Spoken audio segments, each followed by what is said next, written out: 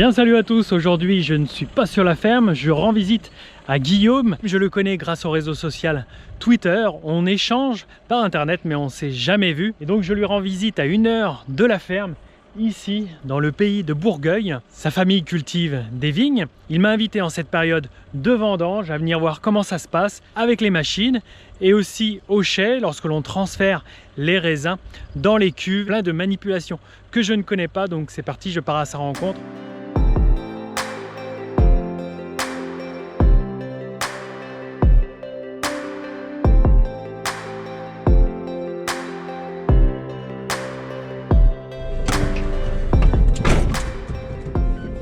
Salut Guillaume. Bonjour. Ouais, je suis en voiture là, il m'emmène à la rencontre de son papa. Il est depuis ce matin 6h. Ouais, on est parti ce matin à 6h. Il y a eu un changement de chauffeur à 8h pour que mon frère puisse revenir au chai ce matin. Et c'est mon père qui va faire toute la journée en machine et il est là-bas. Est-ce que c'est lui? Parce qu'il y a beaucoup de machines qui sont Ouais, ce matin il y a beaucoup de machines. C'est des New Holland? Ouais. Il y a 3 marques principales, c'est New Holland, Grégoire et Pélinck. De loin, on ne sait pas trop si c'est ton papa. Les parcelles sont assez petites et se touchent beaucoup. De loin, les parcelles sont pas faciles à délimiter. Donc là, c'est des coteaux? Là, on arrive vraiment sur les coteaux argilo-calcaires à la limite de la forêt. Okay. Donc les coteaux les plus intéressants sont sur le haut de Benay, le village de Benay, où on ira tout à l'heure. Où là, on a 50, 60, 70 cm de sol et après, on est directement sur le calcaire. Un peu comme à la maison, on a ça. Okay. Dans lesquels il y a des caves, des anciennes carrières qui sont utilisées pour stocker du vin. Et on pourra faire un tour tout à l'heure. Vous en possédez? Ouais, on a acheté une cave en commun avec une dizaine de viticulteurs. Il y a 5 km de galerie. Et on peut rentrer dedans avec les tracteurs et les remorques. Donc pour stocker le vin en bouteille, c'est parfait. Ça fait 2 semaines que c'est commencé. On a commencé par les rosés et les créments de Loire. Et là, on est rendu sur l'appellation Bourgueil depuis une bonne semaine. Et on devrait finir milieu de semaine prochaine. Et après, il y a encore 3 semaines au chai pour vinifier les dernières cuves rentrées. Ah ok. Il y a des trous. Ah, ça passe bien le Kangoo. C'est pratique. Kangoo de la Poste. Les graviers qui vont être un peu plus bas vers la Loire, là-bas vous voyez pas très bien, mais les graviers qui mûrissent plus tôt, il y a moins de terre, moins de réserve en eau, et ils vont être mûrs plus tôt. Et ils finissent ici sur les coteaux avec des terres plus profondes, même s'il n'y a que 40 cm et après c'est la roche, mais ils viennent terminer ici. Il y a des caves? Ouais, il y a des caves, des anciennes caves qui datent d'il y a plusieurs siècles, dont certaines sont assez fragiles. Donc le pilote est mis à rude épreuve là, pour passer correctement sur le bord sans prendre un contrebas. Bonjour. Parce que là j'étais dans les vieilles vignes, il fallait que je passe au ras du sol parce que les vignes étaient un peu plus basses. Plus elles vieillissent, plus la grappe est basse. C'est-à-dire que non, quand elles ont été montées, quand elles ont été plantées en 47, 50, etc., on ne pensait pas à la machine à vendanger. Alors que maintenant, quand on les plante et qu'on les monte, on les monte à 55 cm. À l'époque, c'était 45-50 maxi. Donc, dans les vieilles vignes, assez souvent, des grappes un peu plus basses que la normale. Donc, il faut baisser la tête de récolte pour essayer de ramasser le plus bas possible. C'est le principe du prunier dans le jardin. Quand les prunes sont mûres, si on secoue modérément la branche, on ne fait tomber que les prunes mûres. Si on secoue plus fort la branche, on fait tomber les prunes mûres et les prunes vertes. Ouais. Et si on secoue vraiment très fort, on casse la branche. Donc là, c'est le même principe. Donc là, on veut que les prunes mûres, là, on veut pas les vertes. Les grains verts. On veut que les grains mûrs, pardon. Que les grains mûrs. Donc on secoue le rang de vigne. En secouant le rang de vigne, le grain de raisin se détache de la rafle et tombe dans les paniers qui sont là. Ces paniers-là remontent la vendange en haut. Et laquelle vendange tombe sur des tapis qui la déversent dans les bacs récepteurs de chaque côté. Hein. Alors, quand on fait ce secouage du rang de vigne, les feuilles les plus mûres peuvent tomber avec. Et au moment où la vendange tombe sur les tapis qui la déversent dans les bacs de chaque côté, il y a des ventilateurs de chaque côté qui aspirent les feuilles au passage et qui les expulsent. Si on aspirait vraiment trop fort, on pourrait même expulser le jus. Et ça, ce serait dommageable. Il faut que s'aligner bien sur le rang de vigne. Alors la tête de récolte, elle est oscillante. Là, hein. Oui, il y a quand même un jeu de... Donc ça permet un petit jeu. Et puis alors la machine, on peut la faire pencher d'un côté ou de l'autre. Donc ça, je vais le faire quand on va être en route. Et là, je vais pouvoir faire tourner à vide les secoueurs et même les paniers. Oui, et on va voir le principe.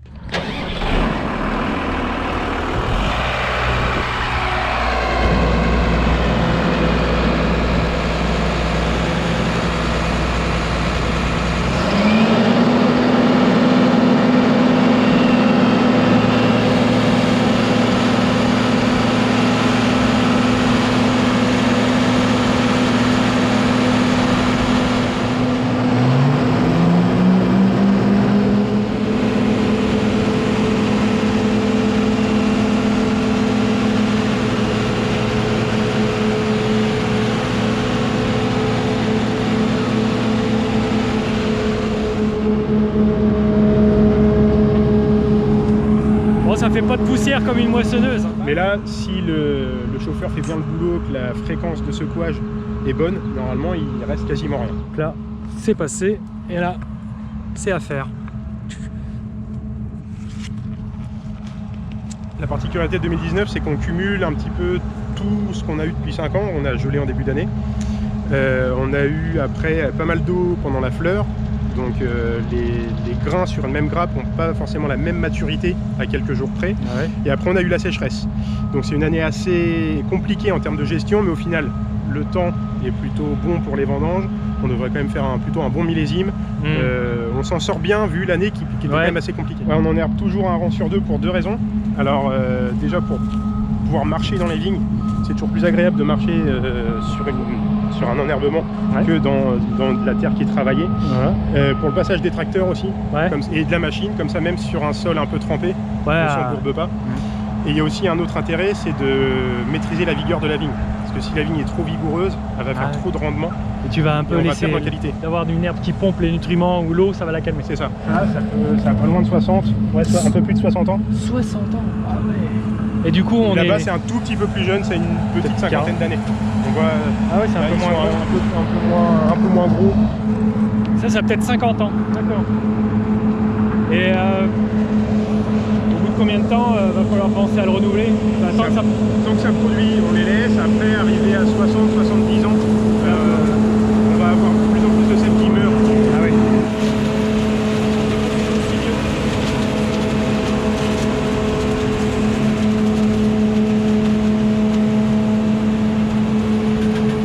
Ce que me disait Guillaume, mis bout à bout tous les rangs, ça représente une cinquantaine de kilomètres à vérifier après la vendange, voir si les pieux sont bien en place, les fils de fer aussi. Et il y a 4 rangées de fils de fer.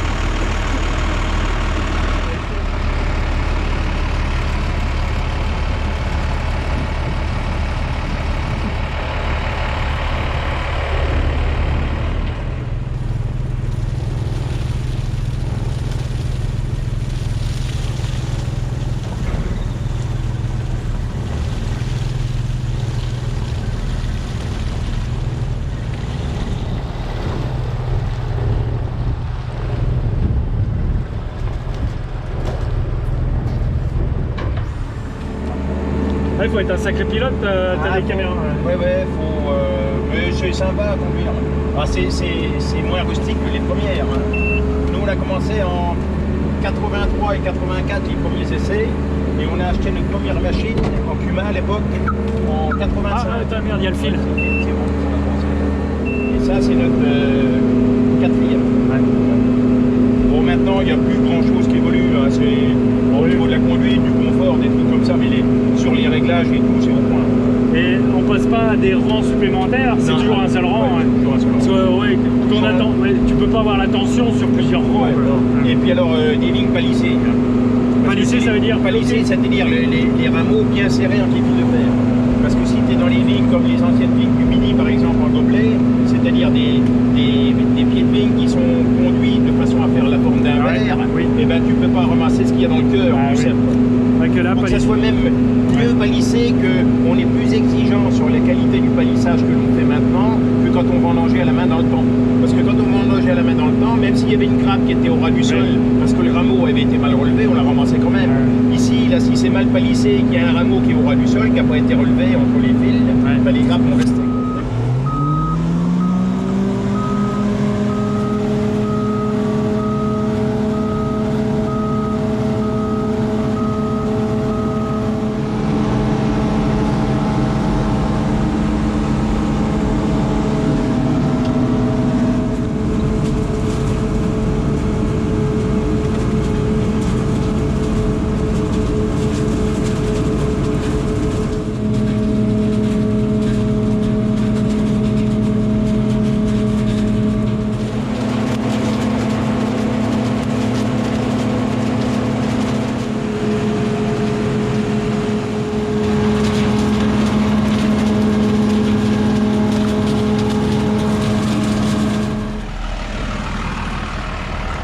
Et là on a fait 300 mètres de petit chemin de route pour rejoindre un autre parcellaire, une autre zone où ils ont plusieurs parcelles.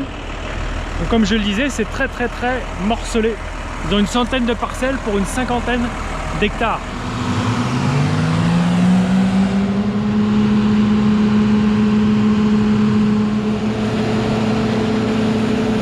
Voilà, je dirais qu'elle avance à 5-6 km/h.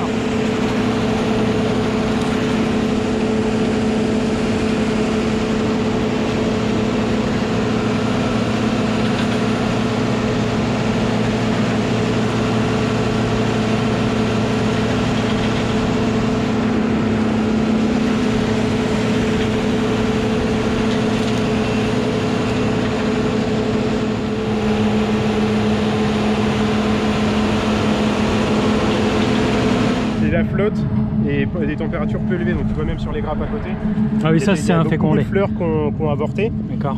Et les grains plus petits qu'on peut voir par endroit, ça ils ont été fécondés mais ça a avorté après.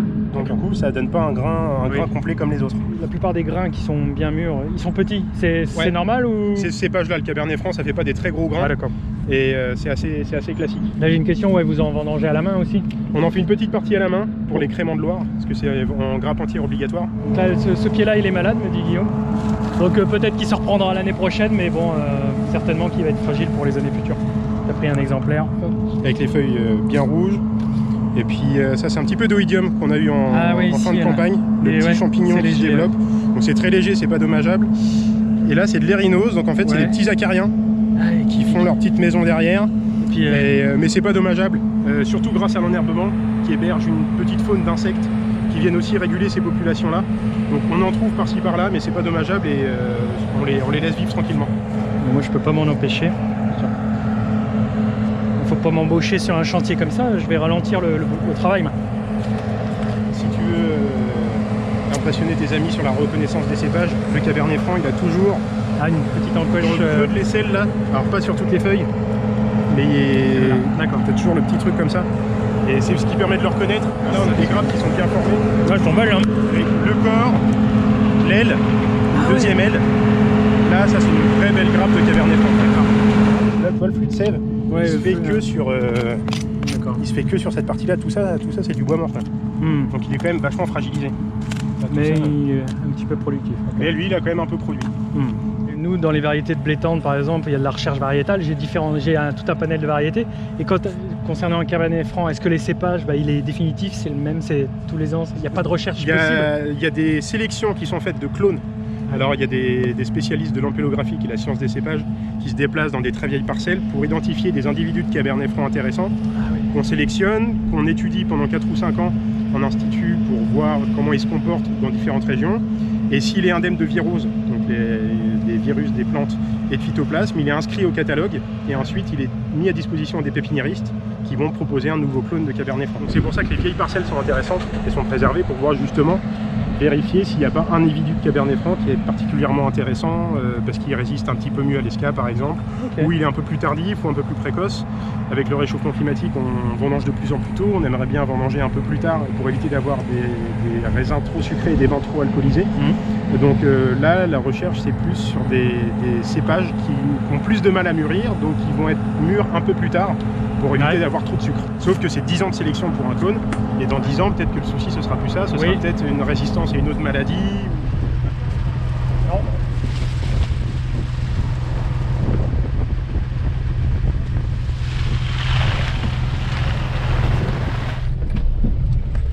Donc là, on a des noyers aussi qui poussent ici sur le talus, et ça c'est plutôt révélateur de la qualité du terrain. Je pense qu'il s'implante mieux dans un sol argilo-calcaire. Donc voilà, ce sont des essences, comment on dit, qui révèlent une nature de sol. Je sais plus. Ah oui. Ah ça, ce qui est rouge, c'est vous, c'est vos parcelles? Non, tout ce qui est en rouge, c'est toute l'appellation Bourgueil. D'accord. Et l'appellation Saint-Nicolas de Bourgueil, c'est le village qui est à côté. Et on a quelques parcelles à Saint-Nicolas, et on en a beaucoup ici. L'appellation Bourgueil, là, tous ces parcellaires, là, c'est tous les producteurs. Ouais, tout ça, c'est 1400 hectares, quasiment 200 viticulteurs en tout. On pousse enfin qui amène la vendange tout doucement dans les grappoirs. Là où on sépare les petits débris végétaux qui peuvent rester, donc, et la rafle des grains. Les grains tombent sur la table de tri. Et là, entre les petits rouleaux, il n'y a que les grains qui peuvent tomber. Tous les débris végétaux tombent à l'autre bout et on peut regarder en dessous là. Il n'y a vraiment que des grains qui tombent et qui sont emmenés dans la cuve.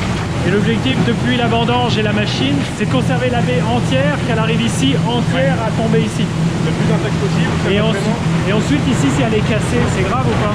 Là c'est encore des petites billes et après dans la pompe à marre ça les écrase un petit peu. Et là on va justement libérer le jus. Et là, on peut libérer. C'est vrai qu'il faut éviter un maximum l'oxydation. C'est l'oxydation. Il faut éviter la prise à l'air. D'accord. Donc là dans la bennette, il y a à peu près 2 vidanges de la machine à vendanger. Donc je crois 24 hectolitres. Et ce qui donne la couleur rouge à un rouge, ça va être l'enveloppe, la pellicule du raisin. Que lorsqu'ils font du blanc, ils extraient tout de suite la pellicule de la baie, l'enveloppe, pour extraire que le jus qui viendra soit du blanc, soit du rosé. Donc avec un raisin qui est rouge, on peut aussi bien faire un vin blanc, un vin rosé et un vin rouge. On est à 13,5. Donc là, si on le fait fermenter comme ça va faire un vin à 13 degrés et demi d'alcool à la fin. Ah oui, l'indication de là de maintenant, on peut te dire, ouais. Du coup, ouais, on est un peu fort, quoi. C'est pour ça qu'il est bon de vendanger maintenant, pour éviter que ce soit trop alcoolisé après.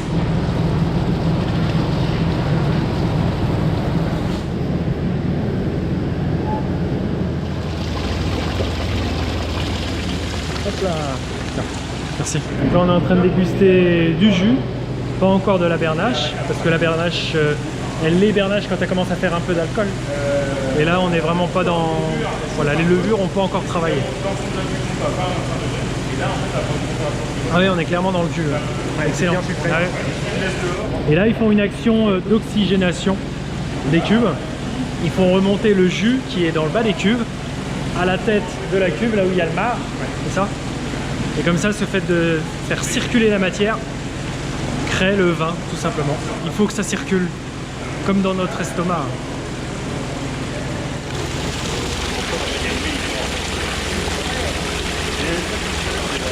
Donc là, entre le jus qu'on vient de goûter précédemment et ce lot-là, il y a déjà eu un travail des levures, il y a 48 heures qui les séparent et déjà l'alcool, tu dis, il y a un demi-degré. Non, un degré, un peu plus d'un degré. Et un peu plus de bulles, tu dis, ouais, de gaz carbonique. Et déjà, il est beaucoup plus rouge. Et vous l'avez fait circuler avec les pompes une ou deux fois les jours. 2 fois par jour. Donc deux là, fois par jour. Ouais, on est à 4 fois en 3 jours. 4 circulations du vin dans les cuves.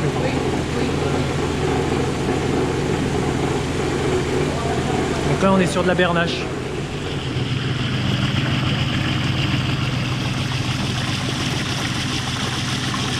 À part goûter le vin régulièrement à chaque remontage, refoulage comme ça que vous faites, à part le goûter, il n'y a pas d'instrument qui va vous dire s'il y a un dérapage sur une bactérie. Au niveau du... Non, parce que c'est vraiment qu'au niveau du goût qu'on va le percevoir. Donc On pourrait faire certaines analyses, mais on va pas amener à chaque fois un échantillon tous les jours au laboratoire, donc le plus simple... C'est le palais, ouais. d'accord. Chaque jour, chaque cuve est goûtée finalement. Et là, on est sur une bernache de blanc. Voilà. C'est pour les gourmands, c'est à la fois sucré, puis le début de... C'est de l'alliant et c'est très léger en alcool, donc c'est le bon compromis. Ouais. Mais ça dure que quelques jours. D'ici 3-4 jours, là ça doit être à 4-5 degrés d'alcool. D'ici 3-4 jours, ce sera 8, 9, 10, voire 12 ou 13, et après ce sera beaucoup plus chargé en alcool. C'est un peu exponentiel ou c'est régulier? C'est régulier. C'est régulier quand même là.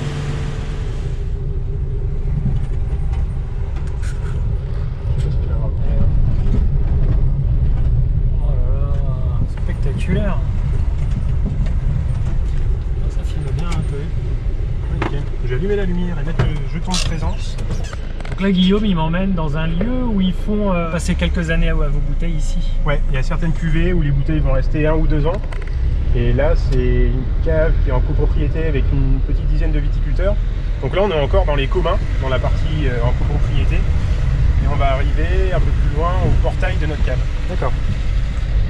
Et avant que vous l'ayez, tu me disais, c'était les champignons. Hein. Ouais, il y a une culture de champignons ici pendant une cinquantaine d'années. Et à l'origine, c'est des carrières où on extrayait les pierres de tuffeau pour les constructions des bâtiments dans la région. Puis là, tu me disais 13 degrés tout le temps. Quoi. Ouais, entre 12 et 13 degrés toute l'année, été comme hiver. On est entre 15 et 20 mètres sous la terre. Donc la température ne bouge pas du tout, même en pleine canicule dehors. Et ceux qui ne peuvent pas s'offrir cet aménagement, ils conservent leurs bouteilles quand ils veulent les faire vieillir dans un endroit climatisé, aménagé. Ouais, il faut quand même garder les bouteilles à une température qui ne dépasse pas 16-18 degrés si on veut les garder longtemps. Donc ça implique de construire des hangars climatisés. Ouais. Là c'est plus simple. Wow.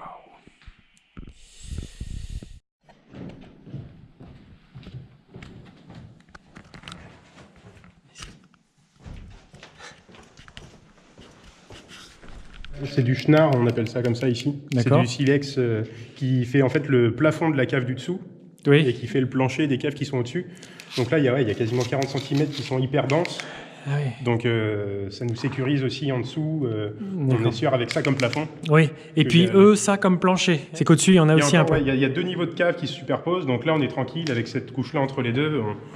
On est plus en sécurité.